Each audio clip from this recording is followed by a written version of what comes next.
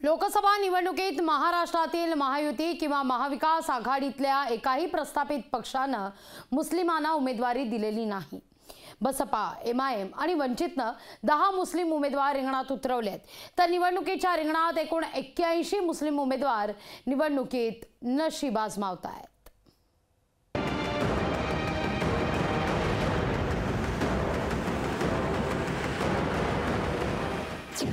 महाराष्ट्रात प्रस्थापितांकडून मुस्लिमांना उमेदवारीच नाही।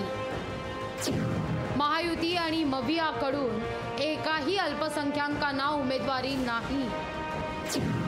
बसपा, एमआयएम आणि वंचितचे 10 मुस्लिम उमेदवार।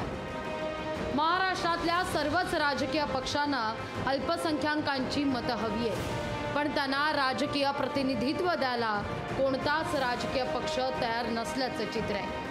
महाविकास आघाडी किंवा महायुतीपैकी कुणीही एकही मुस्लिम उमेदवार दिलेला नाही। महाविकास आघाडीत 3 तर महायुतीत 3 मोठे पक्ष आहेत, यापैकी कुणीही मुस्लिम उमेदवार दिलेला नाही। काँग्रेसकडे मुस्लिमांचा ओढा आहे, पण काँग्रेसलाही एकही मुस्लिम उमेदवार सापडला नाही। मुस्लिमांनाही प्रतिनिधित्व देण्यासंदर्भात काँग्रेस प्रभारी रमेश चेन्नीथला यांना विचारलं असता त्यांनी थातूर मातूर कारण सांगत काढता पाय घेतलाय।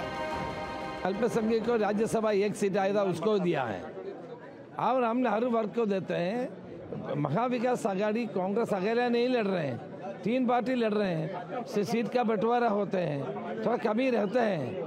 आने वाले दिनों में सारे समाज को लेकर के आगे जाएंगे। अल्पसंख्यकों को जो उनका राइट है वो बिल्कुल मिलेगा। महाराष्ट्रात 1,30,00,000 मुस्लिम लोकसंख्या आहे। 48 पैकी 5-7 मतदारसंघात मुस्लिम मतं निर्णायक आहेत। एमआयएम, बसपा, वंचितनं मुस्लिमांना उमेदवारी दिली आहे। 48 मतदारसंघात 81 मुस्लिम उमेदवार रिंगणात आहेत। कोणत्याही प्रस्थापित पक्षांनी मुस्लिमांना उमेदवारी दिलेली नाही। काँग्रेसही याला अपवाद नाही। मुंबईतून उमेदवारी न मिळाल्यानं नसीम खान यांनी जाहीर नाराजी व्यक्त केली होती। त्यांची नाराजी दूर करण्यात काँग्रेस श्रेष्ठींना यश आलंय। मुस्लिम मतांवर सगळ्याच राजकीय पक्षांचा डोळा असला तरी कुणालाही मुस्लिम उमेदवार नकोय, ही परिस्थिती खेदजनकच म्हणावी लागेल। विनोद राठोड, लोकशाही मराठी, मुंबई। लोकशाही मराठी ऐका, पहा, जागरूक रहा।